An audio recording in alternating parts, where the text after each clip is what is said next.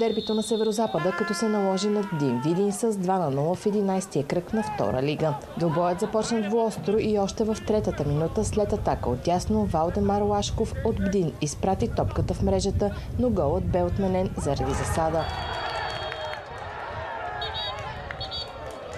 Домакините постепенно наложиха контрол над играта. В 17-та минута шут на Кевин Беманга срещна напречната града. 2 минути по-късно Богдан Костов центрира от дясно и Антон Тунгаров с глава прати топката в мрежата на Иван Василев за 1-0.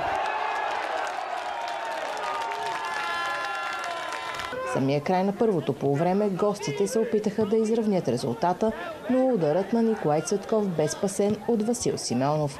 Домакийският натиск продължи и след почивката. В 56-та минута главният съдия отсъди Дуспа за нарушение срещу Владислав Цветков в наказателното поле. От бялата точка капитанът на Монтана Димитър Буров бе точен за 2-0. След гола темпото на срещата спадна, а гостите не намериха сили да стигнат до обрат. 3 точки.